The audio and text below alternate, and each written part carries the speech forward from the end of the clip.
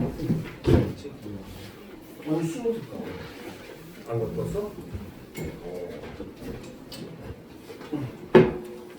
선생님이 혹시 몰라서 이렇게 복사를 해오긴 했는데 다음 주에는 지금 준비를 해야 돼요. 알겠죠?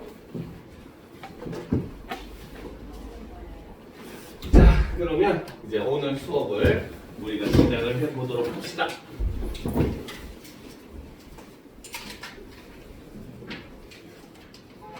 자, 다들 일주일 동안 잘 지냈습니까? 그죠? 자, 이제 진짜로 수능 특강이 나와버렸어요. 여러분들이 이제 고3이라고 하는 거를 누구나 다 인정을 하는 시기가 와버렸습니다. 그죠?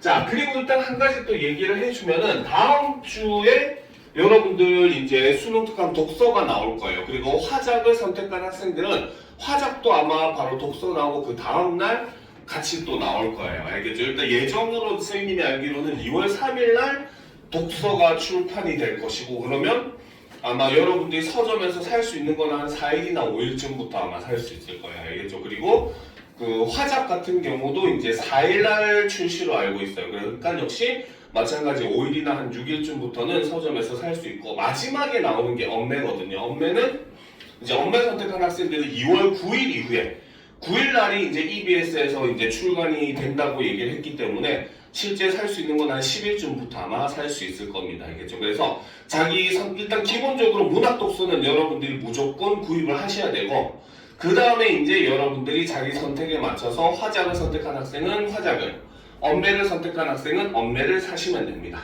알겠죠? 자, 그래서 우리가 그토록 얘기를 하는 이 수능 특강이라고 하는 책이 드디어 나와버렸습니다. 그쵸? 자, 우리가 이제 이 수능 특강, 수능 완성. 자, 요 책은 우리가 일반적으로 연계 교재라고 이야기를 하죠. 그쵸? 자, 연계 교재라고 하는 게 뭔지 뭐 알고 있는 학생들은 잘 알 거고, 그죠? 그리고 또 생소한 학생들도 많이 있을 거라고 생각을 합니다. 그러니까 오늘 이제 수능 특강 첫 시간이기 때문에 이런 것에 대해서도 조금 얘기를 해보고 수업에 들어가는 게 훨씬 더 여러분들한테 도움이 많이 될 거예요. 알겠죠? 뭐 몇몇 학생들이 이제 뭐 내신 준비는 언제 하나요? 뭐 이런 질문도 좀 많이 하고 하는데, 고3 과정은 내신이라는 게 없어요. 솔직하게 얘기하면. 학교도 결국은 수능 특강으로 수업을 하고 수능 특강으로 시험 봅니다.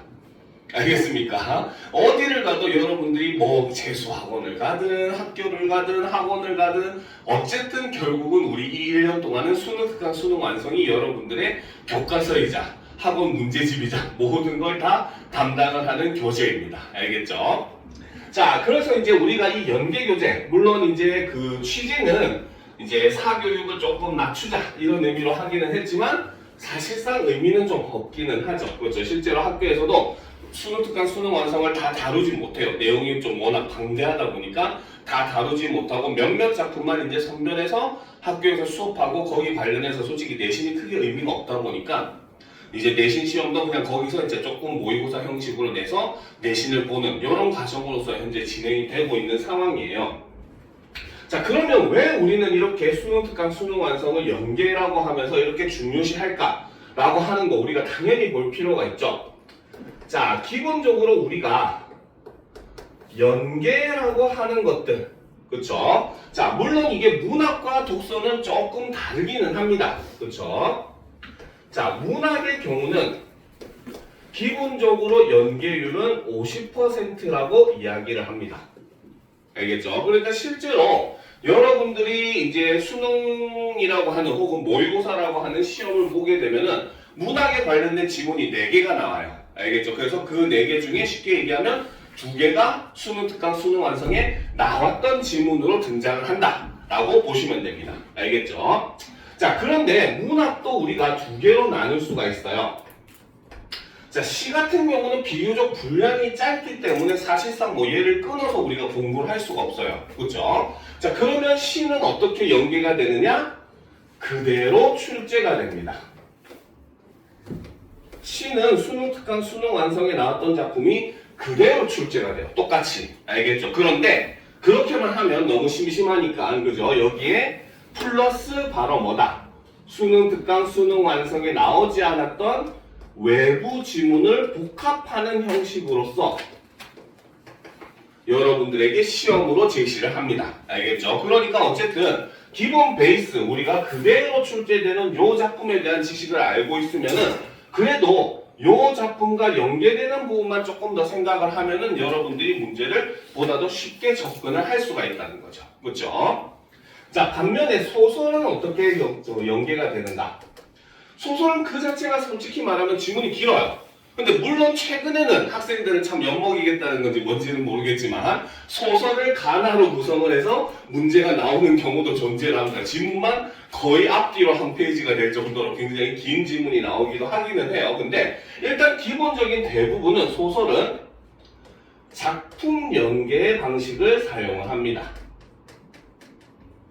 자, 그래서 작품 연계라고 하는 것은 바로 뭐냐? 말 그대로 수능 특강, 수능 완성에 소설에 뭐 예를 들어서 앞부분이 실렸다. 그러면 수능이나 모의고사 시험에서는 소설의 뒷부분, 즉 바로 뭐다? 수능 특강에 수록된 부분 외의 내용이 시험에 등장을 하게 된다는 거죠. 그렇죠? 그러면 우리는 이런 것들을 알면은 수능 특강, 수능 완성을 통해서 우리가 어떻게 공부해야 될지에 대한 일종의 뭡니까? 가이드를 만들 수가 있어요. 그렇죠? 자, 예를 들어서 시 같은 경우는 우리가 어떻게 공부를 해야 되느냐? 바로 첫 번째는 당연히 바로 뭐다? 수록된 작품에 대해서, 그렇죠? 수록된 작품의 주요 내용은 반드시 여러분들이 숙지를 해줘야 돼요. 그렇죠? 주제가 뭔지, 핵심적인 표현 방법은 무엇이 있는지, 그렇죠? 이런 것들 몇몇 가지 한 작품당 한 두세 가지 정도로 우리가 요약을 할 수가 있는데 이런 특별하게 이제 이 작품만의 특색을 보여주는 그런 내용들은 반드시 여러분들이 숙지를 해줘야 됩니다. 알겠죠? 그리고 두 번째는 말 그대로 외부 지문 복합이기 때문에 확장성을 항상 생각을 해둬야 돼요. 예를 들어서 이 작품에 수능 특강에 수록된 작품에 반어법이 쓰였다. 그러면 내가 배웠던 작품 중에 반어법이 쓰인 작품들이 뭐가 있지? 어떤 식으로 반어법이 나오고 있었지? 이런 것들을 자꾸 점점 확장시킬 수 있는 이 확장성에 대한 공부도 당연히 필요하기는 합니다. 알겠죠? 그런데 솔직하게 이 확장성 공부 같은 경우는 여러분들이 그렇게까지 막 머리 싸매면서 그 약간 집착하듯이 공부를 할 필요는 없어요. 알겠죠? 왜? 이런 것들은 뭐다? 기존의 기출이나 이런 것들을 활용을 하다 보면은 요렇게도 표현이 되는구나, 저렇게도 표현이 되는구나 라는 것을 충분히 우리가 볼 수가 있기 때문에 딱히 이 부분에 대해서 너무 걱정을 할 필요는 없다 라는 거 여러분들이 유념을 할 필요가 있습니다. 알겠죠? 자, 그런 반면에 소설은 우리가 어떻게 공부해야 되는가? 그렇죠? 가장 핵심은 바로 뭐다? 바로 전체 줄거리를 파악하는 게 사실 굉장히 중요합니다. 어쨌든 작품 연계이기 때문에 시험에서는 다른 부분이 나온다는 거잖아요. 그렇죠? 그러면 핵심적인 전체 줄거리를 파악을 하고 거기에 플러스 바로 뭐다? 핵심 장면들. 보통 한 편의 소설 같은 경우는 보통 핵심이 되는 시험에 나올 수 있는 장면들이 보통 2장면 내지는 많아도 3장면 정도라고 우리가 요약을 할 수가 있어요. 알겠죠? 뭐 예를 들어서 최인훈의 광장 같은 거 시험에 정말 자주 나오는 그런 작품인데 최인훈의 광장 같은 경우는 시험에 진짜 잘 나오는 장면을 하면은 보통 2장면 정도를 꼽아요. 첫 번째는 바로 중립국 하면서 입국 중립국 심사하는 법 하는 그 장면, 그렇죠? 그 장면과 그리고 두 번째 장면은 마지막에 배 타고 가다가 예전에 죽었던 전 아내의 그런 환영, 그리고 자신의 그 아내 뱃속에 있던 죽었던 자기 자식의 환영을 보면서 결국은 바다에 빠져서 죽는 마지막 장면. 요 두 가지가 거의 핵심적으로 시험에 많이 등장을 하거든요. 알겠죠? 그러니까 이걸 전체 줄거리를 바탕으로 이 핵심 장면이 나타내는 거, 일종의 핵심 장면의 의미 같은 것들, 이런 것들만 추가로 여러분들이 공부를 해주면은 연계 관련해서는 딱히 걱정을 할 필요가 없습니다. 알겠죠? 자, 그리고 학생들이 많이 걱정을 하는 독서. 그렇죠? 독서는 오히려 여러분들한테 요즘 현재 상황으로 얘기를 해주면 더 땡큐입니다. 알겠습니까? 현재 독서는 연계율이 100%를 유지를 하고 있어요. 알겠죠? 선생님 저는 예전에 저 책을 많이 안 읽어가지고 배경 지식이 많이 모자라요. 저는 글을 이해하는 게 조금 힘들어요. 다 걱정할 필요가 없어요, 이제는. 예전에 같은 경우는 독서도 50% 연계였거든요. 그래가지고 실제로 이제 두 지문 같은 경우는 수능 특강, 수능 완성에 나왔던 소재를 가지고 지문이 나오고, 나머지 두 지문 같은 경우는 나오지 않았던 전혀 외부의 새로운 그 독서 지문이 등장을 하다 보니까 아이들이 좀 많이 힘들어하는 부분이 있었어요. 그런데 한 재작년이었죠. 여러분들 기억할 겁니다. 킬러 문항 없앤다, 킬러 문항 없앤다 하고 우리나라가 한번 떠들썩했던 적이 있었잖아요. 그렇죠? 물론 이제 그 사람들이 발표할 때 킬러 문항의 의미가 좀 잘못되기는 했어요. 잘못됐다기보다는 의미가 서로 달랐어요. 알겠죠? 우리가 일반적으로 알고 있는 킬러 문항은 난이도가 굉장히 어려워가지고 오답률이 한 70%, 80%씩 되는 이런 문제를 킬러 문항이라고 생각했는데 그 사람들은 뭐다?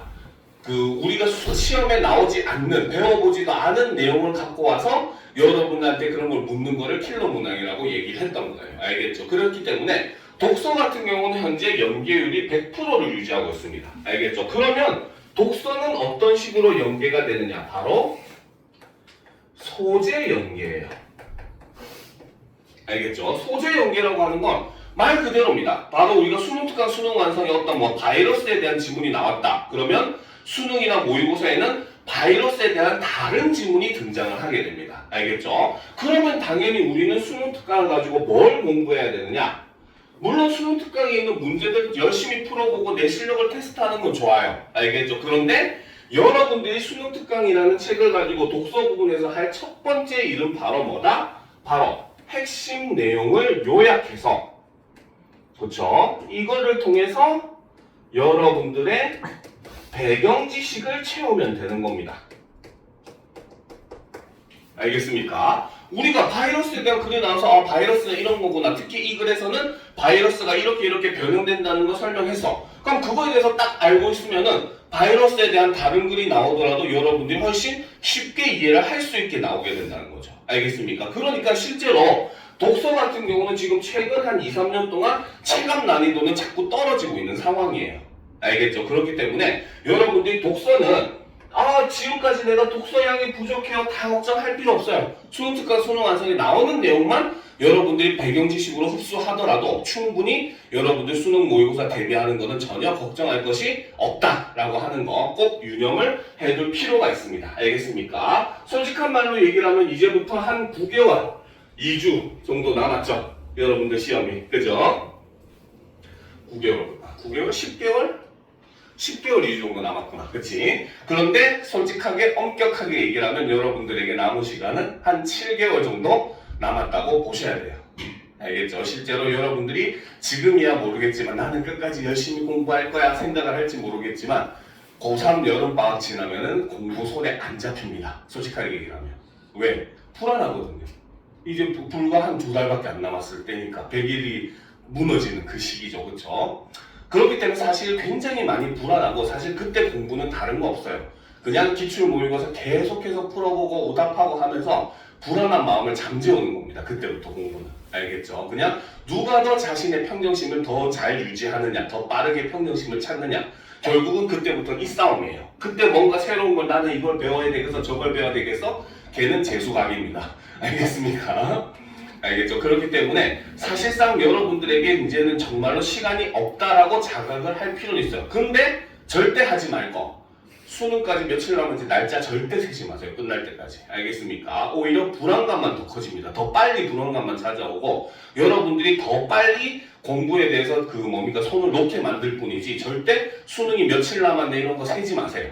그래서 그냥 급하구나. 이제는 내가 정말 열심히 해야 되겠구나. 이런 생각만 하고 공부에 매진하면 어쨌든 시간은 가게 돼 있고 시간은 오게 돼 있고 여러분들이 시험 칠 날은 다가오게 돼 있어요. 알겠습니까? 그러니까 여러분들이 괜히 스스로 불안감을 높이는 행동 하지 마시고요. 알겠습니까? 그리고 대신에 한 번 이전, 이제 까먹고 얘기해서 아까 얘기했듯이 한 7, 8개월 남은 시간, 그쵸? 좀 빡세게 공부해서 인생 한번 바꿔보자. 이런 깡이 있어야 될 거 아니야. 사람으로 태어났으면. 그쵸? 이런 깡으로 여러분들 인생을 좀 바꿔봤으면 좋겠습니다. 알겠죠? 자, 오늘은 이제 여러분들 문학 첫 번째 시간이죠. 그쵸? 자, 그래서 여러분들한테 이제 이 교과서 개념학습 부분부터 한 작품별로 수업을 할 겁니다. 사실 이런 부분은 중요하진 않아요. 알겠죠? 그래서 작품 바이 작품으로 우리가 하나씩 살펴보도록 합시다. 자, 여러분들은 이제 우리가 처음 나와 있는 작품은 김소월의 길이라고 하는 작품입니다. 그렇죠? 자, 김소월 시인 하면은 자, 선생님이 이제 학생들한테 문학에 관련해서 수업을 할 때 제일 강조하는 것 중에 하나가 문학사예요. 문학의 역사.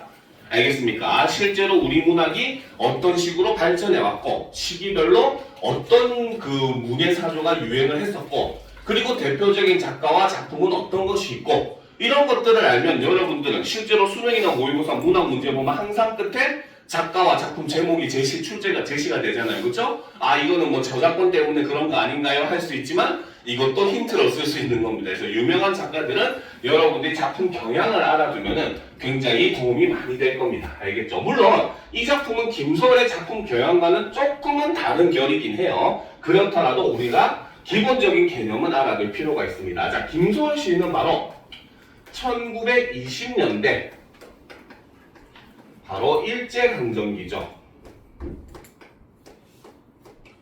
강점기 시인입니다. 자, 그런데 김소월 시인의 시를 우리는 뭐라고 표현하냐면 바로 전통적 서정시이다. 전통적 서정시인이다라고 표현을 합니다. 자, 그 이유가 바로 뭐 때문에?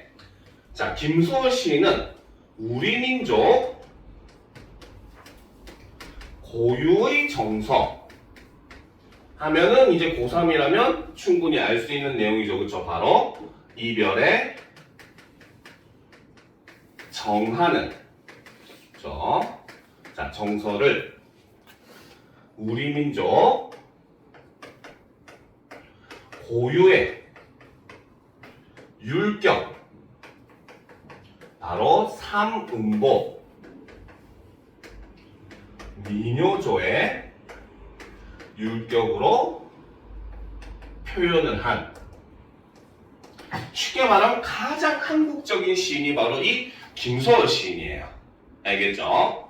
자, 그런데 이제 우리가 천재는 일찍 죽는다고 하죠. 그렇죠? 김소월 시인은 참 안타까운 삶을 삽니다. 29의 젊은 나이에 생을 마감을 하게 돼요. 알겠죠? 그것도 자결을 해서 마감을 하게 됩니다. 이제 그 이유가 바로 뭐냐면 실제 이제 김소월 시인이 여러 가지 사업을 해요.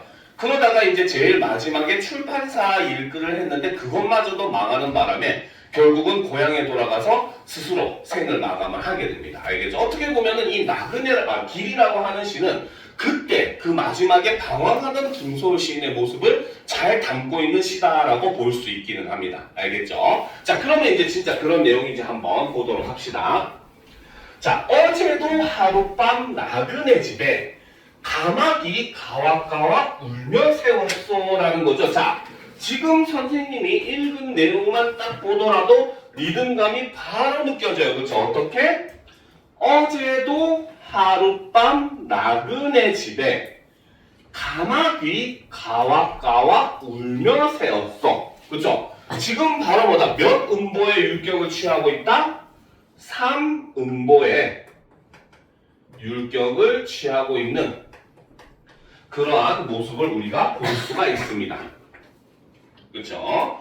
자, 그럼 이제 내용을 보도록 합시다. 자, 어제도 하룻밤 나그네가 이제 머무른 그 집에 그렇죠? 까마귀가 가와가와 울면서 밤새 동안 울었다라고 얘기하고 있다는 거죠. 그렇죠? 자, 그런데 중요한 거는 자, 어제도라고 얘기를 하고 있습니다. 어제도라고 하는 거는 자, 일단 첫 번째로 이 사람이 어제부터 그 이전부터도 지금 유랑 생활을 어떻게 하고 있다? 계속해서 지속하고 있다라는 의미로 우리가 해석을 할 수 있다는 거예요. 도라고 하는 이런 부분에서는 사실 조사가 굉장히 깊은 의미를 가지고 있습니다. 그래서 어제도라고 하는 거는 바로 뭐다? 상황의 지속을 나타낸다 라고 볼 수가 있다는 거죠. 자, 그렇게 이렇게 유랑 생활이 지속되고 있는 이 하룻밤 나그네는 자, 나그네 집에라고 얘기했어요. 바로 이 나그네가 사실은 바로 누구다? 바로 화자 자신이라고 볼 수 있다는 거죠. 그렇죠? 그리고 이 나그네를 일종의 뭡니까? 화자 자신을 3인칭화, 객관화 시켜가지고 이렇게 표현을 하고 있습니다. 그래서 이거를 당시 시대적 상황으로 해석을 하면은 무엇으로? 바로 유랑하던 하는 우리 민족을 의미한다 라고 볼 수도 있죠. 그렇죠? 그리고 아까 얘기했듯이 뭐 시인의 삶을 대입해서 보게 되면 바로 뭐다? 방향성을 잃은, 그렇죠? 시인의 자신의 모습을 이렇게 나그네로 3인칭화해서 나타내고 있다라고 볼 수도 있다는 겁니다. 알겠죠? 그래서 어제도 하룻밤 나그네 집에 까마귀 가왁가왁 울며 세웠어. 자, 여기서 이 까마귀라고 하는 존재, 우리나라에서 까마귀는 긍정적인 이미지가 아니에요. 그렇죠? 굉장히 부정적인 이미지죠. 그래서 이 까마귀는 바로 암울한 분위기를 형성을 하고 있는 그런 소재다라고 우리가 볼 수 있다는 거죠. 불길한 분위기를 나타내죠. 그리고 여기 보면 가왁가왁이라고 해서 까마귀가 우는 소리, 그렇죠? 바로 음성 상징어를 사용을 하고 있습니다. 자, 그 중에서도 의성어죠, 그렇죠? 음성 상징어의 특징이 바로 뭐다? 같은 말이 반복이 됩니다, 그렇죠? 그래서 꽥꽥, 여기서도 가왁가왁, 그렇죠? 그 다음에 뒤뚱뒤뚱, 그렇죠? 이런 식으로 음성 상징어의 특징이 같은 말이 반복이 되다 보니까 당연히 뭐가 형성된다? 운율이 형성이 되더라 라는 거죠. 자, 그렇기 때문에 이 까마귀라고 하는 것은 바로 암울한 분위기를 나타내고, 지금 화자가 바로 어떤 상황? 여기저기 떠돌면서 겨우겨우 하룻밤 그 뭡니까? 얻어서 자고 먹는 그러한 상황이라는 겁니다. 알겠죠? 그렇기 때문에 이 까마귀라고 하는 소재는 바로 뭐다? 화자의 불안한 심리가 반영이 된 소재다 라고 볼 수가 있더라는 거죠. 자, 그래서 여기서는 지금 나그네 화자의 그런 처지를 지금 1년에서 나타내주고 있죠. 자, 그럼 이어를 봅시다. 오늘은 또 몇십리 어디로 갈까라는 거죠. 자, 여기서 또라고 역시 얘기를 하고 있어요. 여전히 오늘도 변화가 있더라 없더라? 없더라는 거죠. 그렇죠? 그래서 또 몇십리라고 하는 것은 바로 무엇이다? 바로 유랑의 삶이 여전히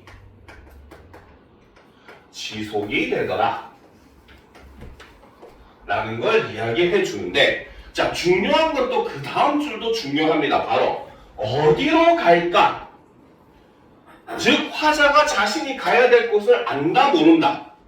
모른다는 거예요. 알겠죠? 자, 여기서 어디로 갈까라고 하는 질문은 답이 정해져 있지 않아요. 왜? 화자도 모르는 질문입니다. 그렇죠? 그렇기 때문에 일단 첫 번째로 여기서는 서리법이 쓰였다고 하면 절대 안 된다는 겁니다. 알겠죠? 그래서 서리법이 사용된 것이 아니고, 그러면 여기서 어디로 갈까라고 묻는 이유는 바로 무엇이다?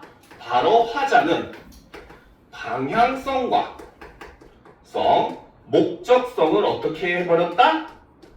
상실한 상황이다 라는 걸 볼 수 있다는 거죠. 알겠습니까? 그래서 어디로 가야 할지를 모르는, 그죠? 방황하는 화자의 모습이 담겨있다라고 보시면 됩니다. 알겠죠? 자, 좀 올려놓고 보도록 합시다. 자, 산으로 올라갈까? 들로 갈까? 오라는 곳이 없어 나는 못 가오라는 거죠. 자, 그래서 화자는 갈등을 합니다. 산으로 갈지 들로 갈지 고민을 하는 거죠. 일종의 화자의 내적 갈등이라는 거죠. 어디로 갈지 모르겠다는 겁니다. 그렇죠? 그래서 이 내적 갈등, 근데 밑에 나오지만 결국은 어느 쪽도 화자를 반기지 않아. 오라는 곳이 없는 거예요. 알겠습니까? 그러니까 바로 뭐다? 여전히 방향성을 상실한, 그렇죠? 이런 모습을 나타내주고 있다라고 볼 수 있다는 거죠. 자, 그러니까 이 화자는 바로 뭐다? 오라는 곳이 없기 때문에 나는 갈 수가 없다. 그렇죠? 여기서는 바로 화자, 즉 나그네의 암담한 현실이 드러난다 라고 볼 수 있다는 거죠. 됐습니까? 자, 계속 보도록 합시다. 말마소 내 집도 정주곽산 차가고 배가는 곳이라오 라는 거죠. 그쵸? 자, 여기서 지금 말마소라고 하는 거는 누군가와 사실 대화를 하고 있는 게 아니에요. 그쵸? 대화를 하고 있는 게 아니라 일종의 가상의 청자한테 지금 그냥 얘기를 하는 겁니다. 알겠습니까? 즉 바로 뭐다? 지금 내 처지 왜 그러면 고향으로 돌아가지 않느냐 이런 질문이 나올 수 있다는 거야. 그쵸? 근데 그렇게 질문해봤자 나에게는 의미가 있다 없다? 없다는 거예요. 알겠죠? 왜 의미가 없느냐? 자, 내 집도 정주곽산. 자, 바로 이 정주곽산 이것이 바로 화자의 고향입니다. 그쵸? 차 가고 배 가는 곳이라오. 근데 누구는 못 간다? 나는 못 간다는 거죠. 저 바로 갈 수 없는 곳이라는 거죠. 저 지금은 갈 수 없는 곳이라는 거죠. 그래서 차 가고 배 가는 곳이라오. 여보소 공중에 저 기러기. 자, 여기서 이제 바로 기러기를 이제 화자가 보면서 이야기를 합니다. 자, 여보소 공중에 저 기러기. 공중엔 길이 있어서 잘 가는가 라는 거죠. 자, 여기서 이 기러기. 자, 라는 존재는 지금 어떤 존재?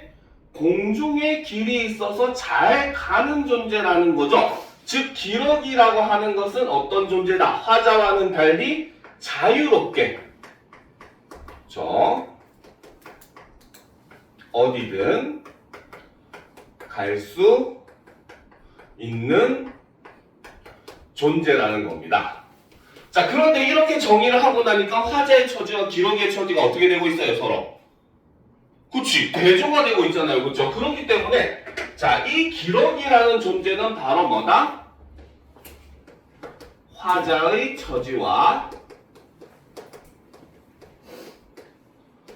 대조를 이루게 되고, 그렇기 때문에 이 기러기라고 하는 존재는 바로 뭐다? 객관적 상관물로서 기능을 하고 있다라고 볼 수 있다는 거죠. 무슨 말인지 알겠습니까? 그죠? 기러기는 그냥 날아가는데 그냥 내가 보기에 쟤네는 참 자유로워 보이는 거야. 그죠? 그리고 내 처지와는 반대로 보이죠. 그죠? 그러니까 객관적 상관물로서 기능을 하고 있고, 여기서도 역시 마찬가지 의문문에 대한 답은 없습니다. 그래서 서리법은 여전히 사용되지 않고 있어요. 자, 여보소 공중에 저 기러기 열십자 복판에 내가 섰소라는 거죠. 그러면 이 열십자 복판이라고 하는 것은 누가 위치한? 바로 화자가 위치한 공간입니다. 그렇죠? 바로 화자가 위치한 공간이죠. 자, 그렇기 때문에 기러기가 있는 이 공중이라고 하는 위치와는 서로 어떻게 역시 대조를 이루고 있다라고 볼 수가 있다는 겁니다. 알겠죠? 자, 그리고 이제 이 열십자 복판은 어느 곳이든 뭡니까? 가야 되는데 현재 화자는 어느 곳으로 갈지 정하지 못하는 목적과 방향성을 잃어버린 상황이라고 했잖아요. 그렇죠? 그렇기 때문에 이 열십자 복판이라고 하는 건 바로 뭐다?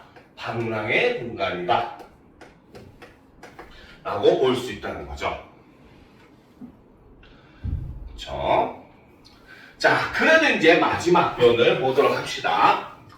자, 갈래갈래 갈린 길 길이라도 내게 바위 갈 길은 하나 없어 라는 거죠. 자, 여기서 보면 갈래갈래 갈린 길 길이라도 라고 돼 있어. 자, 여기서 지금 어떤 자음이 많이 쓰였습니까?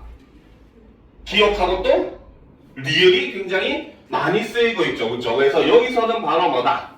운율을 형성하기 위해 기역과 리을음을 반복해서 사용을 하고 있죠. 그래서 이를 통해서 역시 운율을 형성을 하고 있다.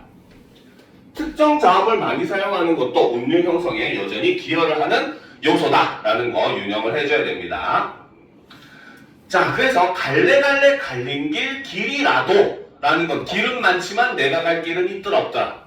없더라는 거죠. 그러니까 얘기하죠. 내게 바이, 내게는 전혀 갈 길은 하나 없어 라는 거죠. 그쪽에서 이 갈 길이 하나 없다. 저 바로 화자의 암울한 현실을 나타내고 이거를 시대적인 상황으로 해석하면은 바로 뭐다? 바로 우리 민족의 암담한 현실을 나타낸다. 이렇게 해석하는 것도 가능하다는 겁니다. 알겠죠? 그래서 이렇게 문학이라고 하는 건 어떤 방향성으로 우리가 작품을 바라보냐에 따라서 해석의 의미는 달라질 수 있으니까 여러분들 이런 걸 유념을 하면서 작품의 내용을 해석을 하면 돼요. 그죠? 늘 강조하지만 이런 문학 문제는 항상 키워드 문제가 존재를 해요. 왜? 여러분들에게 어느 정도는 방향성을 던져줘야 문제를 해석하고 풀 수 있으니까. 알겠습니다. 그래서 그 키워드를 바탕으로 여러분들이 어느 방향성으로 해석해야 되는지를 유념을 한 다음에 작품을 보게 되면은 크게 어렵지 않을 것입니다. 알겠죠? 자, 그러면 다음 작품. 자, 안민영의 작품으로 넘어가도록 합시다. 시조 작품이죠. 그죠? 자, 고을사 적꽃이요. 보도록 합시다. 자, 보도록 합시다. 자, 고을사 적꽃이요. 밤만여인 적꽃이요. 라는 거죠. 자, 여기서 곱기도 곱구나 적꽃이요. 하고 지금 화자는 꽃을 바라보고 있어요. 바로 이 꽃이 화자가 보고 있는 시적 대상이 되겠죠. 자, 그런데 이 꽃의 모습을 보게 되면 어떻더라? 밤만 여여있는 저 꽃이다 라고 얘기를 하고 있습니다. 즉, 자, 여기서 얘기하는 꽃의 상태라고 하는 것은 어떻더라? 그렇죠? 자, 활짝 만개한 이후 조금 시든 상태 혹은 활짝 만개했다가 이제 막 시들어가는 상태, 이런 상태에 지금 꽃을 바라보고 있다라고 생각을 하시면 될 겁니다. 알겠습니까? 자, 그럼 내용을 봅시다. 더도 덜도 말고 매양 그만하여 있어 라는 거죠. 즉 바로 뭐다?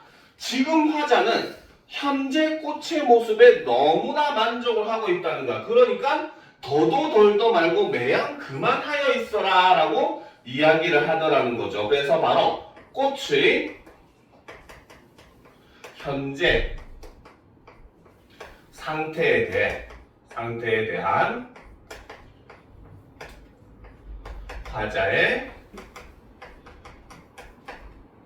만족감을 드러내고 있다라고 볼 수 있다는 거죠. 왜? 꽃이라고 하는 게 꽃봉오리의 그 상태에 있으면 뭡니까? 우리는 꽃을 볼 수가 없어요. 그쵸? 그 다음 꽃이 다 폈다가 이제 져버리고 나면 역시 마찬가지 꽃의 아름다움을 느낄 수 없잖아요. 그쵸? 그러니까 활짝 만개했다가 이제 살짝 시들어가는 그 아름다움을 매우 뽐내고 이제 살짝 꺾이고 있는 그 상태가 오히려 바로 뭐다?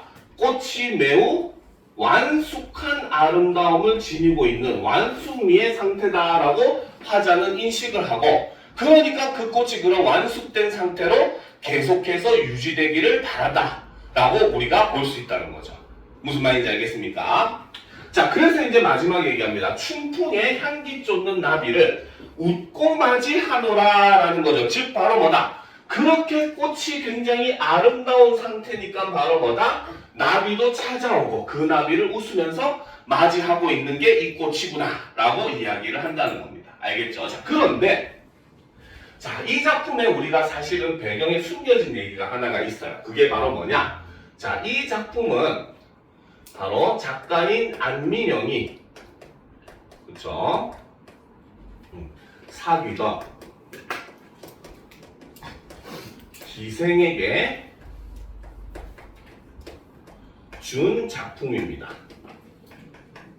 즉 안민영이 좋아했던 기생이 한 명 있었대요. 알겠습니까? 그래서 그 기생에게 안민영이 지어서 준 시가 바로 이 시입니다. 알겠습니까? 그러면 당연히 해석이 확 바뀌어버리죠. 그러면 이 시에서 나오는 꽃은 바로 누구를 상징한다? 안민영이 좋아했던 기생을 상징한다라고 볼 수가 있고, 그리고 그 꽃을 찾아서 날아오는 나비는 바로 뭐다? 작가인 안민영 자신을 의미한다 라고 우리가 해석이 가능하다는 겁니다. 무슨 말인지 알겠죠? 그래서 표면적으로는 뭐다? 꽃의 그런 완숙미를 예찬하는 그런 의미의 작품이지만, 이면적으로 작가가 이제 작품을 창작하게 된 배경을 생각해서 해석을 하게 되면 바로 뭐다? 바로 작가의 그런 뭡니까? 그 기생에 대한 사랑, 애정 이런 게 담겨 있는 작품이다 라고 우리가 해석이 가능하다는 거죠. 알겠습니까? 이해가 됩니까? 그쵸? 자, 그러면 이제 또 다음 작품, 꾀꿀 우는 소리에 라는 작품을 한번 살펴보도록 합시다. 자, 꾀꿀 우는 소리에 이렇게 돼 있지만, 이제 뭐 실제 그 옛날식으로 이제 쓴 작품들은 곡구름 우는 소리에라고 쓰기도 합니다. 알겠죠? 같은 말이에요. 같은 작품이에요. 자, 그러면 보도록 합시다. 자, 꾀꿀 우는 소리에. 자, 여기서도 지금 이 시는 음성 상징어를 사용을 하고 있죠. 그쵸? 자, 그런데 이제 바로 이 꾀꿀 우는 소리의 화자는 낮잠을 자다가 깨어서 일어났대요. 참 부러운 삶이죠. 그쵸? 그죠? 낮잠을 자고 있고, 우리도 자고 싶은데, 그지? 그죠? 물론 수업 시간에 졸고 있는 애들도 있지만, 그지? 우리는 잘 수 없는데 어쩔 수 없이 잠드는 거고, 얘는 자고 싶어서 자는 그러한 인생이라는 거죠. 그렇죠? 그렇기 때문에 바로 이 낮잠이라는 걸 통해서 우리가 알 수 있는 게 바로 뭐다? 이 화자는 굉장히 삶에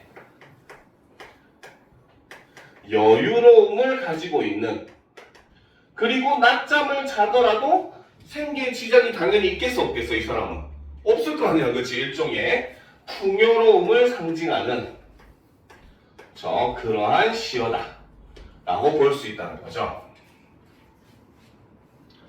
그쵸? 자, 그래서 이제 낮잠을 깨어서 일어나 봤는데, 그쵸? 작은 아들은 글을 읽고 있대요. 자, 우리가 이걸 통해서 뭡니까? 신분을 짐작할 수가 있죠. 글을 읽는다는 건 바로 뭐다? 양반 사대부 가문이다 라는 거죠. 그죠? 그래서 작은 아들은 글을 읽고 며느라기 배짜는데 어린 손자는 꽃놀이 한다. 자, 꽃놀이 하는 거에서 우리는 일단 또 계절적 배경을 알 수가 있겠죠. 그렇죠? 자, 그래서 지금 일단 꽃놀이 한다 봅시다. 그 다음에 때마침 지엄이, 그렇죠? 자신의 아내가 술 거르며 맛보라고 하더라 라는 거죠. 자, 여기서는 지금 낮잠을 자다가 깨고 난 다음에 화자가 본 바로 뭐다? 가족들의 풍요로운 모습을 묘사하고 열거를 하고 있죠. 그렇죠? 왜? 술이라고 하는 것 자체가 풍요롭지 않으면 만들 수 없는 거예요. 알겠습니까? 왜? 쌀을 가지고 만들어야 되는데, 쌀이 만약에 배가 고파서 밥 먹기도 바쁘면은 술 만들 쌀이 없을 거 아니야. 그치? 술을 만든다는 건 굉장히 여유로운 삶을 의미하는 겁니다. 알겠죠? 그러니까 지금 이 화자는 바로 뭡니까? 집에서 가족들과 유유자적하면서 여유롭게 살아가는, 풍요적으로 살아가는 그러한 모습을 묘사한 시가 바로 이 곡구름 우는 소리에, 혹은 꾀꿀 우는 소리에 라고 하는 작품이에요. 알겠죠? 그런데 여러분들이 이 작품과 비교해서 보면 굉장히 좋은 작품이 바로 뭐냐? 두보의 강촌이라고 하는 작품이 있습니다. 알겠죠? 두 시는 굉장히 유사한 듯 하면서도 전혀 다른 의미를 가진 시예요. 알겠습니까? 두보의 강촌이라고 하는 시를 보면은, 자, 화자가 이제 자연 속에서 이제 집안에서 있는데 집안의 가족들의 모습을 똑같이 묘사를 해요. 알겠죠? 어떻게 묘사를 하느냐? 아내는 종이에다가 장기판을 그리고 있고 아들은 바늘을 두드려서 낚시를 만들고 있구나. 이렇게 얘기합니다. 알겠죠? 그리고 화자는 뭡니까? 조그만 이 몸에 이제 바라는 것은 이제 뭐다? 약물 외에는 다른 게 없다라고 하면서 마치 욕심 없는 삶을 추구하는 듯한 그런 내용의 표면적인 의미는 두 작품이 굉장히 유사하게 진행이 됩니다. 알겠죠? 그런데 강촌에는 사실 숨겨진 의미가 있다고 많은 사람들이 해석을 해요. 그 중에 하나가 바로 뭐냐? 아내가 하필이면 종이에다 그리는 게 뭐다? 장기판이었다는 거죠. 그렇죠? 장기는 뭡니까? 서로 편을 나누어서 내가 이기냐 네가 이기냐 서로 싸우는 거잖아요. 그렇죠? 실제로 두보가 살았던 시기가 춘추 전국시대, 우리 남학생들이 좋아하는 삼국지가 배경이 되던 그 시기이기 때문에 하루도 전쟁이 없었던 날이 없는 그런 시기였어요. 알겠죠? 그러다 보니까 당연히 뭐다? 이 장기판은 바로 서로가 치열하게 싸우고 서로가 싸우는 그런 현실을 나타낸다라고 해석을 하고, 그 다음 아들이 만든 게 또 하필이면 낚시야. 낚시는 뭡니까? 미끼를 꿰어가지고 물고기를 속여서 낚는 거잖아요. 그렇죠? 그 말은 바로 뭐다? 이런 전쟁의 현실 속에서 서로를 속여서 이득을 취하는 그런 세태를 풍자하고 있다라고 해석을 합니다. 알겠습니까? 그렇기 때문에 이 강촌이라고 하는 작품과 비교해서 읽으면은 여러분들이 작품을 이해하는 데 굉장히 많은 도움을 받을 거예요. 겉으로 보면 유사하지만 전혀 다른 의미를 가지고 있을 수 있는 이런 작품도 존재하니까 여러분들이 유념을 하면서 받으면 도움이 될 겁니다. 알겠죠? 자, 그 다음 작품. 이규보의 농부를 대신하여 울다 보도록 합시다. 자, 비 맞으며 논바닥에 엎드려 김을 내니, 그쵸? 자, 지금 이 농부는 바로 뭐다? 비를 맞아가면서 논바닥에 엎드려 김을, 즉 잡초를 뽑았다는 거죠. 자, 흙투성이 험한 꼴이 어찌 사람 모습이냐만, 자, 이 바로 흙투성이 험한 꼴, 바로 누구의 모습? 바로 농민들의 모습이 요렇더라 라는 거죠. 그쵸? 그래서 어찌 사람 모습이라만 왕손공자들아 더 이상 얕보지 마오라는 거지. 그치? 자, 왕손공자들아, 다른 대상을 부르는 바로 돈호법을 사용을 하고 있어요. 그러면 이렇게 대상을 부른다는 것은 바로 뭐다? 이 사람들이 바로 시적 청자에 해당하는 그러한 존재들이다 라고 볼 수 있다는 거죠. 그러니까 왕손공자들아, 더 이상 이 농부들을, 그쵸? 여기서 더 이상 누구를, 바로 이 여기서 생략된 게 바로 농부들을 얕보지 마오, 요렇게 지금 얘기를 하는 거죠. 왜 얕보지 말으냐? 그대들의 부귀호사, 우리 농부로부터 나온 의미라는 거죠. 즉 바로 뭐다? 그대들이 누리고 있는 이 부귀호사가 바로 누구로부터? 농부들로부터 나온다라는 거죠. 즉 바로 뭐다?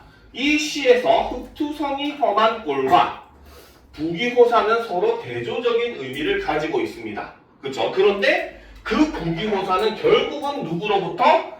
우리 농부로부터 나온다라는 겁니다. 알겠죠? 즉 바로 뭐다? 자, 이거의 의미 첫 번째는 바로 뭐다? 바로 부와 권력의 기반이 누구다? 기반은 농민이다. 그러니까 농민들을 더욱더 어떻게 우선시 해줘야 된다. 이런 의미로 볼 수 있다는 거죠. 무슨 말인지 알겠죠? 자, 그리고 여기서 우리가 알 수 있는 또 두 번째, 농부를 얘기하는데 우리 농부라고 얘기했어요. 그 말은 바로 뭐다? 화자 자신과 농부들을 서로 어떻게 하고 있다? 같은 사람이다, 다른 사람이다? 같은 사람. 그렇죠? 바로 뭐다? 화자는 어떻게 하고 있다? 농부와 자신을 동일시하고 있다. 혹은 농부와 일체감을 느끼고 있다. 자기와 일종의 같은 소속감을 느끼고 있다. 라고 우리가 해석을 할 수가 있다라는 겁니다. 무슨 말인지 알겠죠? 자, 그 다음이 이제 두 번째 연을 보도록 합시다. 자, 핵곡식은 푸릇푸릇 논밭에서 자라는데, 자, 첫 번째 연에서는 바로 뭐다? 핵곡식이 굉장히 푸릇푸릇하게 아름답게 논밭에서 자라고 있더라라는 거죠. 그쵸? 자, 이거 지워도 되겠죠? 그치? 자, 그러면 지금 첫 번째 행에서 의미하는 것은 바로 무엇이다? 바로 아름다움. 그쵸? 자연의 모습을 이렇게 묘사를 하고 있더라는 거죠. 그렇죠? 굉장히 풍성하고 풍요롭고 아름다운 자연의 모습을 일행에서 제시를 합니다. 그런데 이행을 보게 되면 아전들은 벌써부터 조세 거둔다고 성화로세라는 거죠. 그렇죠? 즉 바로 뭐다? 여기서 지금 아직 푸릇푸릇해서 완전히 다 익지도 않은 상황이야. 근데 아전들은 뭐다? 세금 걷어야 된다고 사람들을 막 쪼기 시작을 하더라는 거죠. 그렇죠? 자, 그렇기 때문에 여기서는 바로 뭐다? 탐관 오리들이 수탈하는 현실의 모습을 이렇게 제시를 하고 있고, 그렇기 때문에 여기서는 두 자연의 모습과 인간의 모습이 서로 어떻게 대조를 이루고 있다라고 볼 수가 있다는 거죠. 알겠습니까? 이런 식으로 표현한 가장 대표적인 시가 여러분들 잘 알죠? 바로 정지상의 송인이라고 하는 작품을 보면 굉장히 이것과 유사하게 등장하죠. 거기서 보면 바로 뭐다? 비겐디 강나루의 풀빛이 굉장히 푸른데, 그렇죠? 그 화자는 바로 뭐야? 인떠나 보낸 나루에 나는 이별노래 부르네, 이렇게 얘기를 하면서 아름다운 자연과 대조되는 인간의 이별하는 모습, 슬픈 모습을 제시를 함으로써 오히려 인간의 이별에 대한 슬픔을 더욱더 부각시켜 주듯이, 여기서도 지금 아름다운 자연의 모습을 먼저 제시하고 뒷면에 오히려 탐관오리들로부터 수탈을 당해 살기 힘겨운 현실을 제시를 함으로써 바로 민중들의 그런 힘겨운 삶의 모습을 더욱더 부각시켜주고 있다라고 볼 수 있다는 거죠. 알겠습니까? 자, 힘써서 경작하여 나라 부유케 한 건 우리들이거늘, 그렇죠? 이 우리들은 바로 뭐다? 역시 농부를 나타내고, 여기서도 역시 화자는 자신과 농부를 동일시하고 있더라는 거죠. 그렇죠? 그래서 나 힘써서 경작하여 나라 부유케 한 건 우리들이거늘 어찌 너 극성스레 침탈하는가 라고 얘기를 하면서 바로 뭐다? 바로 탐관오리들의 오리들이 수탈을 하는 세태를 혹은 현실을 비판하고 있더라 라고 볼 수 있더라는 겁니다. 자, 그래서 이 농부를 대변하였다라고 하는 작품 그 자체의 주제는 바로 뭐다? 한 산자성어로 얘기하면 가렴주구, 가혹할 정도로 수탈하다. 그런 가렴주구의 현실에 대해서 풍자하고 비판하는 그런 시가 바로 이 이규보의 농부를 대신하여 읊다라고 하는 작품이다라고 보시면 됩니다. 무슨 말인지 알겠죠? 그렇죠? 자, 이런 류의 작품은 우리가 함께 보면 좋은 게 바로 정약용의 작품이라든지 박지원의 작품들을 여러분들이 함께 본다면은 굉장히 많이 도움이 될 겁니다. 그래서 조선 후기 신학자들이 이제 이런 탐관오리들을 비판하는 작품들을 많이 썼으니까 그런 걸 함께 참고하면서 이제 보도록 합시다. 알겠죠? 자, 그 다음 작품 바로 이제 소설로 들어가죠. 바로 문순태의 징소리라고 하는 작품입니다. 자, 이 작품은 우리가 작품이 쓰인 시대적 배경을 좀 알아야 돼요. 알겠습니까? 자, 이 작품은 바로 1970년대 작품의 배경이 바로 1970년대입니다. 알겠죠? 그럼 1970년대 하면은 우리가 머릿속에 떠올릴 수 있는 작품의 주제는 소설 같은 경우는 딱 두 가지를 우리가 볼 수 있어요. 시도 마찬가지긴 하지만 거의 두 가지에서 거의 결정이 된다라고 보시면 돼요. 알겠죠? 70년대 하면 떠오르는 첫 번째는 당연히 바로 뭐다? 군사 독재 정권이다 라고 볼 수가 있습니다. 알겠죠? 이때는 이제 군사 독재 정권이 한참 득세를 하던 그런 시기였잖아요. 그렇죠? 자, 그리고 두 번째로 여러분들이 떠올려야 되는 주제는 바로 뭐다? 바로 급격한 산업화, 도시화, 이런 걸로 통해서 일어나는 바로 뭐다? 일종의 인간 소외 문제. 알겠습니까? 바로 이 작품은 사실 이 중에서 두 번째 주제를 담고 있는 작품이에요. 알겠습니까? 자, 그러면 이제 우리가 이런 것들을 염두에 두면서, 그쵸? 자, 작품, 문순대의 징소리라고 하는 작품을 한번 살펴보도록 합시다. 알겠죠? 자, 아내를 찾아다니느라고 시골에서 벌어온 돈마저 모두 깨먹어버리고, 얼마 안 남은 산동네 사글세 방값마저 찾아 쓴 칠복이는 바굴제에서 나올 때 나눠 가진 국물인 징 하나만 들고 거렁뱅이 신세가 되어 떠돌았다라는 거죠. 자, 여기서 이제 작품의 중심인물인 칠복이가 등장을 합니다. 이 사람이 작품의 중심인물이고, 자, 이 첫 번째 문단은 바로 뭐다? 이 칠복이의 상황, 그쵸? 바로 중심인물인 칠복이의 처지를 요약적으로 제시를 해주고 있다라고 볼 수 있더라는 거죠. 자, 그러니까 요걸 통해서 우리는 칠복이라고 하는 사람이 굉장히 가난한 현재 처지에 빠져있고, 그렇죠? 제대로 살 수 있는 공간조차도 현재 존재하지 않는 그런 사람이다라고 볼 수가 있습니다. 알겠습니까?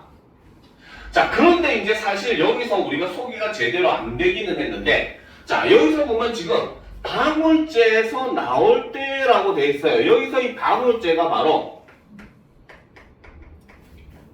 이 작품에서는 중요한 공간입니다.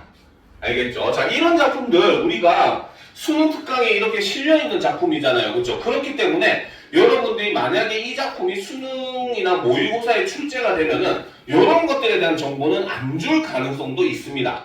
알겠습니까? 수록 작품들 같은 경우는 오히려 이제 키워드 내용을 굉장히 좀 적게 주어지거나 혹은 작품을 다 일단은 배웠다, 알고 있다라고 하는 전제하에 나오는 문제들도 생각보다 가끔씩 나와요. 한 2, 3년에 한 번씩은 꼭 그런 문제가 나오더라고요. 알겠죠? 예전에 한 7, 8년 전에도 이제 보면은 그 수능 특강에 이제 전문이 실려있던 연시조 작품이 있었거든요. 근데 수능에는 이제 그 작품 중에 짝수, 수, 2수, 4수, 6수, 8수만 이렇게 제시가 됐었습니다. 근데 문제 선지에는 중간에 생략된 홀수수의 내용을 모르면은 선지 내용을 제대로 찾을 수 없는 그런 문제도 출제가 된 적이 있었어요. 알겠죠? 그리고 재작년 같은 경우에도 보면은 물론 지문에서 진짜 꼼꼼히 보면 찾을 수는 있어요.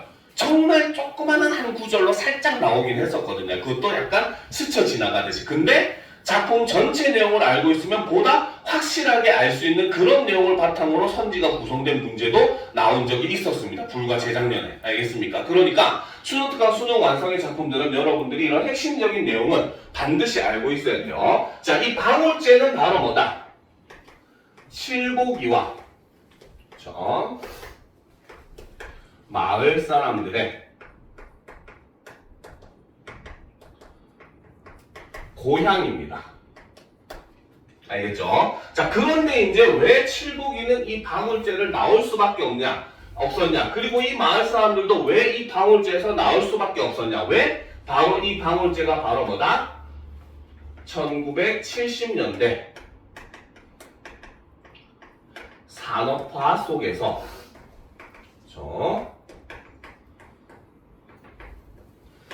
댐 건설 사업으로 20대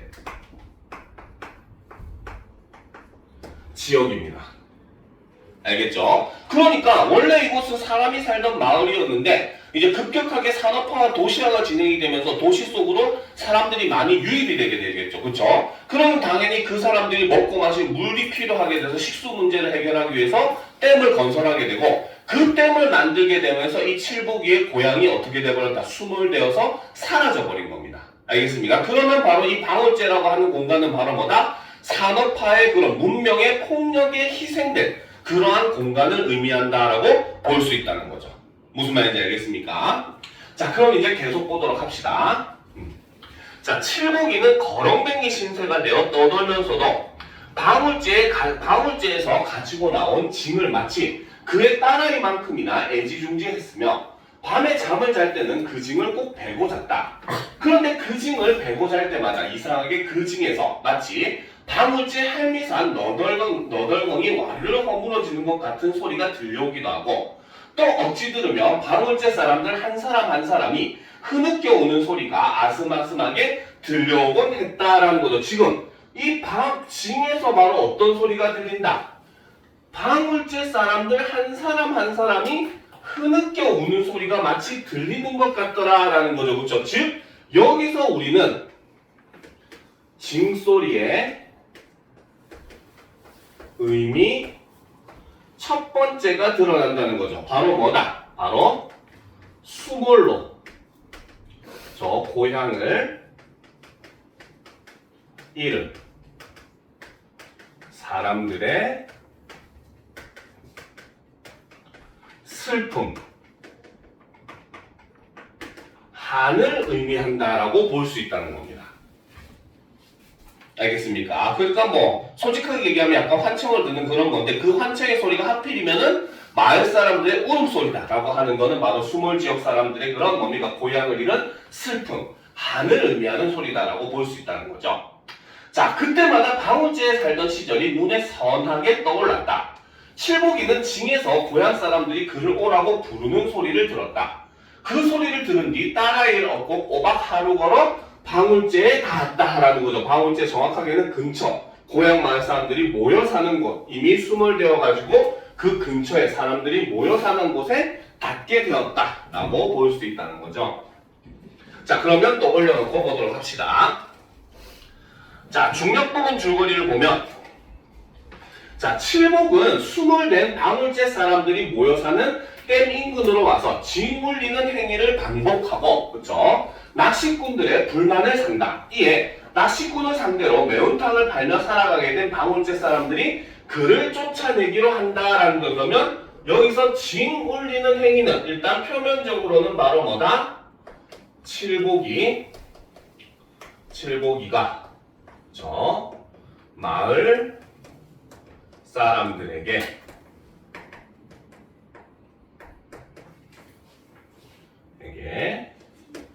쫓겨나는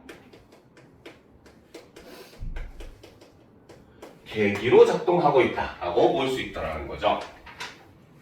자, 그러면 계속 보도록 합시다. 알겠죠? 자, 강촌 영감님 부탁입니다요. 지발 쫓아내지만 마셔요. 다시는 회방치지 않겠구먼요. 이렇게 빌게요. 칠복이는 우르르 강촌 영감에게로 달라붙어 어깨 죽치며 팔을 붙들고 애원을 하다가 그대로 무릎을 꿇고 비대발발 빌었다. 이 모습을 본 봉구와 덕칠이 강촌 영감까지도 목을 때 모닥불이 타오르면서 시울이 시큰시큰했다. 즉 칠복이를 쫓아내긴 해야 돼서 쫓아내긴 하지만 마음이 좋지는 않더라는 거죠. 자, 안 가겠다던 덕성무리를 혀서라도 내쫓을 거야. 강촌 영감은 담배 연기를 허공에 토해내며 결연히 말했다. 봉구, 덕칠이, 팔만이 나를 내쫓지 마라. 고향에서 내쫓기면 어디로 갈 것인가? 이보게들 내 사정 좀 봐줘. 칠복이는 무릎을 꿇은 채 친구들의 아랫도리를 두 팔로 덥석 껴안으며 통사정을 했으나 방울제 친구들은 도시 말이 없었다. 자, 칠복이는 소리내어 울고 싶었으나 이를 웅덩 물고 참아냈다. 강촌 영감의 말만 따라 고향이 없어져 버린 판국에 고향 사람인들 남아있을 리 없지 않겠냐는 생각이 들었다라는 거죠. 즉 고향이 사라지면서 고향 사람들도 바로 뭐다? 남아있지 않더라. 이 말의 의미는 바로 뭐다? 고향이 이제 사라지고 점차 산업화와 도시화가 된 거죠. 그러니까 이 사람들도 바로 뭐야? 먹고 살기에 바쁜 그런 상황이 된 겁니다. 알겠습니까? 그러니까 바로 산업화와 도시화 속에서 그렇죠? 인정이 사라진 현실을 이렇게 표현을 하더라는 거죠. 알겠습니까? 옛날에는 뭡니까? 고향 사람이라고 하면 뭐 웬만한 잘못 진짜 뭐 사람을 죽이거나 이런 진짜 큰 잘못이 아닌 이상은 그래도 마을에서 서로 인정을 가지고 서로 품어주고 용서해주고 이런 모습을 보였다는 거죠. 그죠? 근데 사실상 이제 고향이 사라지면서 산업화와 도시화로 세상이 변하면서 이런 인정이 사라져버리고 이제 바로 뭐다? 이익에 방해되는 존재는 어때? 쫓아내야 되는 존재. 이렇게 인식을 하고 있다는 겁니다. 알겠죠? 자, 계속 보도록 합시다. 자, 그런데 이상한 일이었다. 칠복이 자신이 참 알 수 없는 일은 때때로 그의 눈에 방울제와 방울제의 옛사람들이 너무도 선명하게 보이면서 그가 영락없이 방울제 사람들과 함께 한데 어울려 살고 있는 환각에 정신을 가늠할 수 없게 된 거였다. 자, 그러면 이제 바로 뭡니까? 칠복이는 왜 이 환각을 느끼고 있다? 바로 잃어버린 고향을 어떻게 하고 있다? 그만큼 그리워하고 있다. 가슴에 이렇게 환각이 보일 정도로 한이 맺힐 정도로 고향을 그리워하고 있다라고 볼 수 있다는 거죠. 자, 방울제를 삼킨 호수의 물도 거대한 댐도 보이지 않고 낯익은 하늘, 밤갑게 맞아주는 마을 사람들만이 눈에 가득 들어오고 그럴 때는 정월 대보름 날 매기굿을 할 때처럼 어깨가 들썩거리면서 공중공중 춤을 추고 싶어져 징을 찾아들고 나서는 거였다라는 거죠. 그렇죠? 즉 바로 뭐다? 자, 여기서부터 방금 얘기했었던 찾아들고 나서는 거였다까지 이것이 바로 뭐다? 칠복이가 때때로 징을 친 이유라고 볼 수 있고 이것은 바로 뭐다? 잃어버린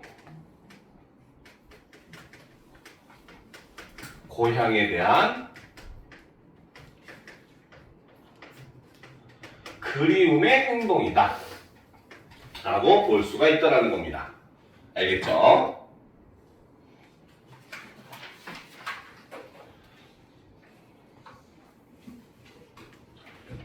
됐습니까? 자, 그러면 계속 보도록 합시다.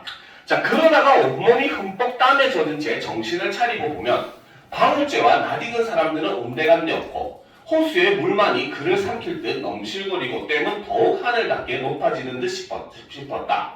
자네 정신 말짱하니께 하는 소리네만 좋은 얼굴로 헤어지세. 지발 부탁이니 지금 떠나도록 히어. 그렇죠? 지금 당원을 사용하면서 생동감을 높여주고 있죠. 자, 강촌 영감이 볼멘 소리로 그러나 약간은 사정적으로 말하고 나서 칠복이의 겨드랑이에 손을 넣어 일으키려 했다. 내일 아침 떠나라 하고 싶네만 정은 단칼에 자르는 거이 좋은겨. 칠복이는 아이를 업고 천천히 일어서서 희끄무레한 램프 불빛에 비쳐 보이는 침울하게 가라앉은 마을 사람들의 얼굴들을 하나하나 가슴속 깊이 새기며 찬찬히 뜯어보았다. 그의 눈에서는 금방 눈물이 소나기처럼 주르륵 쏟아질 것만 같았다. 핑 서둘러 나가면, 그쵸? 광주 나가는 버스를 탈 거요. 강촌 영감이 앞서 술청을 나가며 하는 말이다. 강촌 영감을 따라 칠복이가 고개를 떨구고 나왔고, 뒤이어 봉구와 턱칠이 팔만이가 차례로 몸을 움직였다.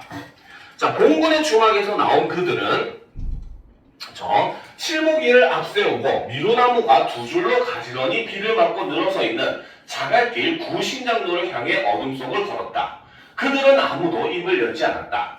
칠복이의 등에 업힌 그의 딸아이가 켈록켈록 기침을 하자 바짝 뒤를 따르던 봉구가 잠바를 벗어 덮어 씌워주었다. 그래도 약간 일말의 정은 남아있는 모습이죠. 빗방울은 점점 굵어졌고 호수를 훑고 온 물에 젖은 가을바람에 으스스 몸이 떨렸다. 이따금씩 고속도로에서 자동차들이 헤드라이트로 눅눅한 어둠의 이구석 저구석을 쿡쿡 쑤셔대며 바람처럼 내달았다. 자동차의 불빛이 길게 어둠을 가를 때마다 칠복이를 앞세우고 걷는 방울제 사람들의 가슴이 마치 총을 맞는 것만큼이나 섬찟섬찟했다. 신장로의 강도에서 조금 기다리자 읍으로 들어가는 헌털뱅이 버스가 왔으며 그들은 서둘러 차를 세우고 칠복이를 밀어넣었다. 증원고향 다시는 오지 마라. 그렇죠? 자, 봉구가 1,000원짜리 2장을 칠복이의 호주머니에 푹 쑤셔 넣어주며 울먹울먹한 목소리로 말했다. 칠복이가 무슨 말인가 하는 것 같았으나 부르릉 버스가 굴러가는 바람에 알아들을 수가 없었다. 그들은 버스가 어둠 속에 묻히고 자동차 불빛이 보이지 않게 되어서야 말없이 돌아섰다. 자, 한사코 가기 싫다는 칠복이 부녀를 억지로 버스를 태워 쫓아보낸 그날 밤 방울제 사람들은 잠을 이룰 수가 없었다. 즉 바로 뭐다? 칠복이를 쫓아내고 난 다음에 오히려 방울제 사람들은 어때? 잠을 이룰 수가 없었대요. 그렇죠? 전전반측을 하고 있다는 거죠. 그 이유는 바로 뭐 때문에? 칠복이를 쫓아낸 것에 대한 일종의 죄책감이 느껴지더라 라고 볼 수 있다는 거죠. 자, 계속 보도록 합시다. 자, 후두둑 빗방울이 굵어지고 땅껍질 벗겨가는 소리가 드세어질 무렵 봉구는 잠결에 어슴푸레하게 들려오는 징소리에 퍼뜩 놀라 일어나 앉았다. 아니 이밤중에 무슨 징소리단가. 그렇죠. 드디어 봉구도 한창을 듣기 시작을 하죠. 귀신인가봐요. 그치? 자 보도록 합시다. 자 그는 많은 기침을 토해내고 삐그덕 방문을 열어 송곳 하나 박을 틈도 없이 꽉 들어찬 어둠의 여기저기를 쑤셔겨 보았다. 어둠 속 어디선가 딸을 업은 칠복이가 휘주근하게 비에 젖은 채 바보처럼 벌쭉벌쭉 웃으면서 불쑥 나타날 것만 같았다. 그는 문을 안으로 걸어 잠그고 자 자리에 들어 아내의 축상스러운 허리를 꼭 껴안고 잠을 청하려고 했으나 땅껍질을 두드리는 빗방울 소리 사이사이로 징소리가 쉬지 않고 큰 황소울음처럼 사납고도 구슬프게 들려왔기 때문에 잠시도 눈을 붙일 수가 없었다. 어쩌면 바람소리와도 같은 그 징소리는 바로 뒤란의 아카시아 숲계에서 가깝게 들린 것 같다가도 다시 댐 쪽으로 어슴푸레 멀어져 가곤 했다. 바람소리인지 징소리인지 이라면서 이제 이 소리를 지금 환청을 듣고 있다는 거죠. 자 그렇기 때문에 여기서 우리가 유념해서 봐야 될 게 바로 작품의 제목에도 나왔던 바로 이 징소리의 의미에 대해서는 하나 정리를 해두도록 합시다. 자, 징소리의 의미. 자, 이 징소리는 그냥 단순한 악기 소리가 아니라는 거죠. 그쵸? 바로 첫 번째 의미는 바로 뭐다? 바로 수몰로. 그쵸? 고향을 잃은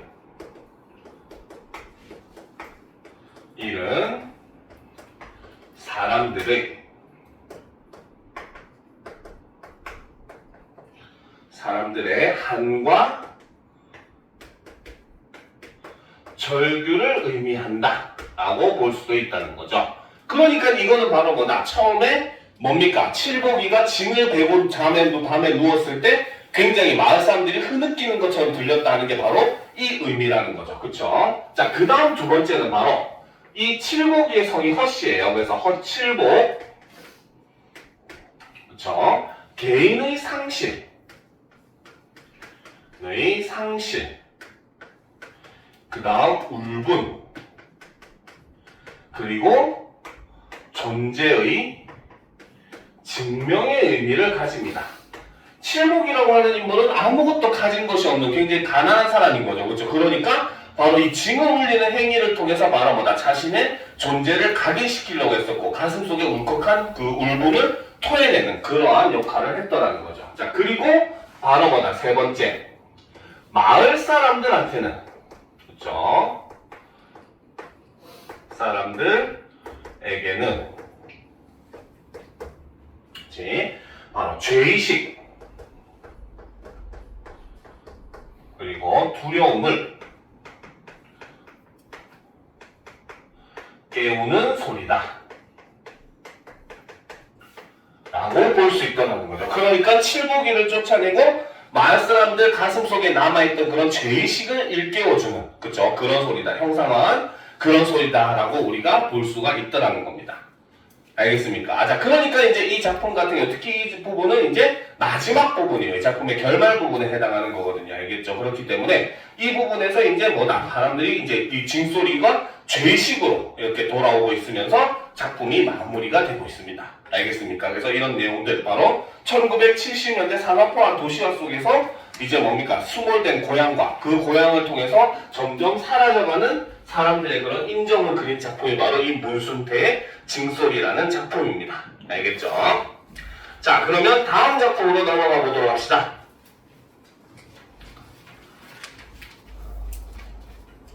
자, 다음 작품은 바로 임진목이라고 하는 작품이죠. 그렇죠? 자, 보도록 합시다.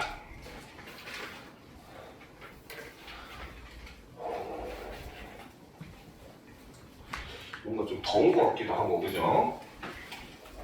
온도를 낮췄는데. 자, 그러면 보도록 합시다. 자, 임진록 제목에서도 알 수 있겠지만 배경이 언제? 그치, 임진왜란인 겁니다. 알겠습니까? 그래서 이 작품은 바로 위에다 적어 놓읍시다. 작품은 역사 소설이자 군담 소설. 역사적 사실을 배경으로 하고 있고 전쟁을 그리고 있는 그런 소설이다 라고 보시면 됩니다. 알겠습니까?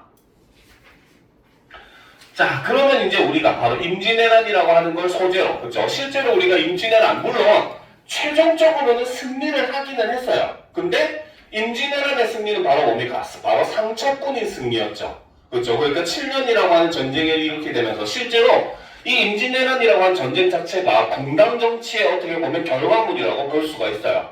그죠? 여러분들도 모르겠다는 감정들인데, 그치?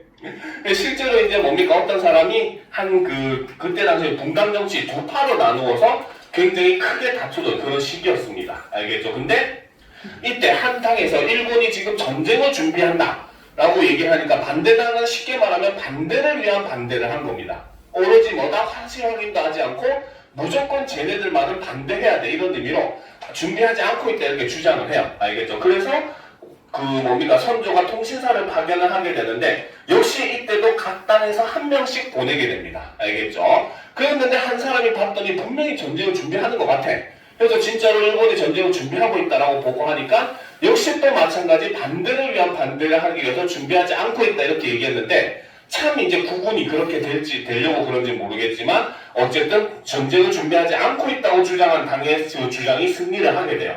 그래서 조선은 아무런 대비를 하고 있지 않다가 7년 동안 임진왜란이라고 하는 전쟁의 고통을 받게 됩니다. 알겠죠? 자, 그러니까 이제 바로 민중들이 그 고통받았던 전쟁을 일종의 바로 정신적으로나마 위로받으려고 쓴 작품이 바로 이 임진록이라고 하는 소설입니다. 알겠죠? 자, 그러면 어떤 부분에서 위로를 받는지 한번 보도록 합시다.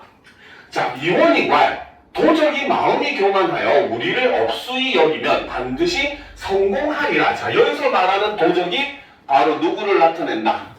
바로 외적을 나타내죠. 일본이죠. 자, 하고 이일을 선복으로 삼아, 사람 이름입니다. 이일은.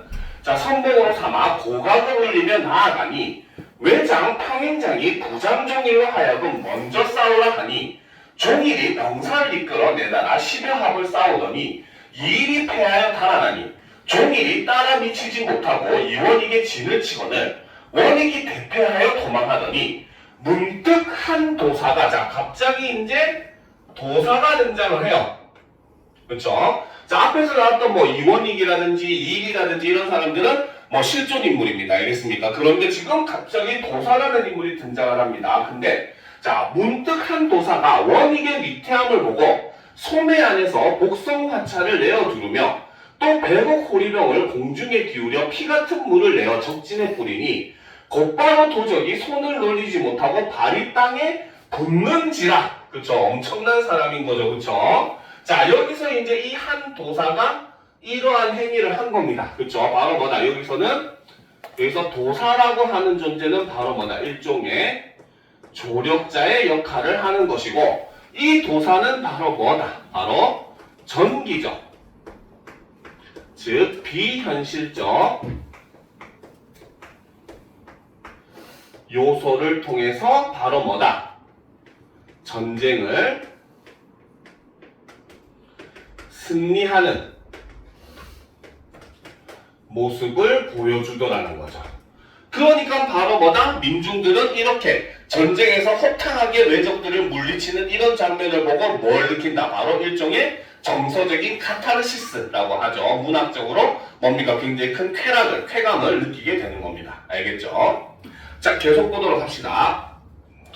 자, 이로 인하여 종일이 군사를 다 죽이고 황망이 성 안에 들어가 굳이 지키고 나지 아니하는지라. 원익이 패군을 거두어 진을 치고 여러 장수 돌아와 종일의 적수를 얻어야 종일을 잡으리라 하더니 문득 한 군사가 왈 소인의 동리에 한 양반이 있으니 성명은 김응서라. 그렇죠? 용맹이 남다르더니 일일은 큰 범이 담을 넘어와 개를 물고 도로 넘어가거늘 응서가 몸을 쏘서 범의 꼬리를 잡고 덜미를 잡아 땅에 부딪혀 죽이니 이는 세상에 드문 장사이더라. 그래서 김응서가 엄청난 힘이 센 사람이라는 거죠. 하니 원익이 크게 기뻐와 내 동리가 어디뇨? 대답하여와 용강이라 하거늘 원익이 즉시 용강에 이르러 김응서를 찾아보고 종일의 용맹을 이루며 가기를 청하니 응서와 내 체지도 없을 뿐 아니라 이제 부친 상중에 있으니 어찌하리요. 원이관 비록 상중이나 방금 국세 위패하니 백성된 자가 어찌 사사로운 정을 돌아보리요. 여기서 말하는 사사로운 정이라고 하는 건 바로 뭐다? 부친의 상.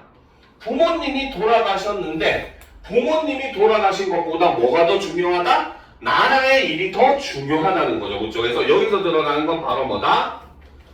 부모의 그렇죠? 죽음보다는 무엇이? 나라의 위기가 더욱더 중요하다는 이러한 가치가 드러나고 있다는 거죠. 자, 하며 가기를 간청하니 응서할 수 없이 영전에 통복하고 평복을 갈아입고 원익을 쫓아 짐에 이르니 원익이 사랑하며 보검을 주어 연습하라 하더니 하루는 응서와 소장이 오늘 밤에 평양성을 넘어 들어가 종이를 베어오리니 장군은 일지병을 성외에 매복하였다가 소장의 형세를 보아 적응하소서. 그죠? 혼자서 가가지고 내가 무쌍을 찍고 오겠다라는 거죠. 그쵸? 자, 그러면 계속 보도록 합시다. 자, 하고 비수를 끼고 성을 넘어 들어가니 순나군이 졸군을 응서 자치 없이 군막을 지나 관문에 다다르니 숨은 군 10여인이 큰 칼을 좌우에 세우고 잠이 들었는지라 응서 칼을 빼어 차례로 베고 문을 넘어가니 관중에 등촉이 휘황하고 인적이 고요한지라 정이 주저하더니 마침 수청하던 기생이 소필고로 나오다가 응서를 보고 놀라와 어떤 사람이가 내 위태한 곳에 들어왔느냐. 응서와 나는 이원익의 부장이더니 너는 이제 적장을 죽이고자 하나니 너도 조선 사람이라 나라를 위하여 적장의 동정을 자세히 이르라 라는 거죠. 자, 여기서 나왔던 이 기생이 바로 뭐다? 같은 조선 사람, 그렇죠? 같은 나라의 사람임을 들어서 바로 뭐다? 기생이 도와줄 것을 요청을 하고 있죠. 그렇죠? 그리고 실제로 뒤에 보면은 기생이 도움을 줍니다. 알겠습니까? 그러니까 이 기생도 역시 바로 뭐다? 조력자의, 그렇죠? 역할을 해주고 있다는 거죠. 그죠? 자, 그러니까 이제 그 기생만 종일이 관중에 거처하되 사면에 비단휘장을 들이워 장의 귀마다 방울을 달아 조금 요동하면 방울 소리가 요란한지라 이로써 부르주변을 방비하며 상경전에는 귀로 자며 눈으로 보고 상경후는 눈으로 자며 귀로 듣고 사경이 되면 귀와 눈이 모두 자고 보지 아니하나니 즉 바로 뭐다? 종일이라고 하는 사람이 자신의 안전을 위해서 사방에 방울을 다 달아놓은 거야. 알겠습니까? 그리고 이 사람이 잘 때는 처음에 상경전에는 귀만 자고 눈은 부릅뜨면서 지켜보고 있고 반면에 또 뭡니까? 상경후에는 눈은 자는데 귀는 여전히 굉장히 예민하게 주변 소리를 탐지하고 있더라는 거죠.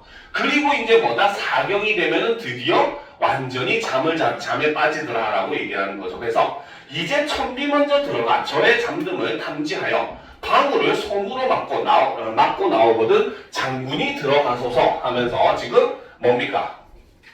그 사람을 지금 이원익의 부장을 도와주고 있다는 거죠.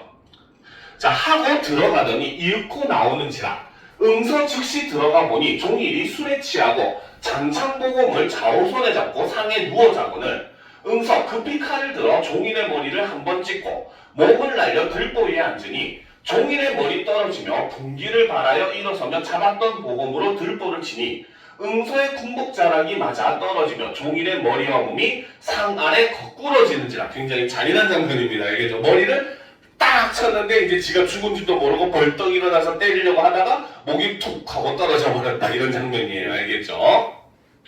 자, 응서 내려와 종일의 머리를 들고 나왔을 때 그 기생이 울며 왈 장군이 소첩을 사지에 두고 가려 하느냐 하며 따라오거늘 응서 불쌍히 여겨 데리고 나오더니 장중이 자연 시끄러워 순마군이 일시에 불을 들고 창검을 두르며 고함하니 응서 기생을 보고 왈 내 손을 죽도록 놓지 말라 하고 칼을 두르며 나오더니 성 밑에 다다라서는 외장 평이지가 칼을 들고 크게 꾸짖으며 왈 내 단계로 우리 장수를 죽이고 감히 나가고자 하느냐 하며 달려들거늘 응서 힘을 다하여 싸우다가 응서의 칼이 있는 곳에 도적의 머리 추풍날렵 같으니 평이지 당하지 못하여 물러가거늘 응서 바양으로 성을 넘으려 할세 비록 용맹하나 기생을 얻고 무수한 도적을 대적하며 기력이 기진한지라 즉시 전대로 기생의 허리를 메어 성을 넘어가고자 하더니 황수맹이 달려들어 한 칼로 기생을 베고 바로 응서를 취하거늘 응서대로하여 평수맹은 일합에 배니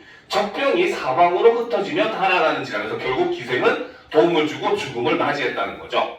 응서 도적 수십을 베고 성을 넘어 나오니 부장 안일봉이 군을 거느려 매복하였다가 응소를 적응하여 진중으로 돌아와 전말을 구하니 원익이 크게 기뻐하여 응서의 공을 치하하고 종일의 머리를 기에 달아 호령하더라 라는 거죠. 그래서 이 부분에서 바로 뭐다? 사실 전쟁에서 승리하는 모습으로 묘사를 하고 있더라는 거죠. 그래서 전쟁에서 승리하는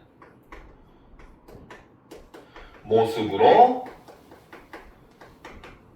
묘사를 하고 있고, 이를 통해서 우리는 바로 뭐다? 이 작품의 창작 의도를 뭡니까? 볼 수가 있더라는 거죠. 즉 바로 뭐다?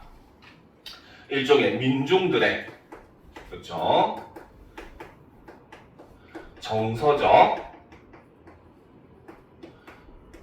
위로를 위해서, 실제로는 굉장히 피폐한 전쟁이었던 임진왜란을 통쾌하게 승리하는 모습으로서 묘사를 함으로써 일종의 정신적인 위로, 그렇죠? 이런 것들을 받기 위해서 쓴 가공의 작품. 그리고 이런 얘기를 하면 여러분들은 꼭 떠올라야 되는 작품이 하나가 있죠. 바로 뭡니까? 중학교 고등학교 때 많이 배우던 박시전.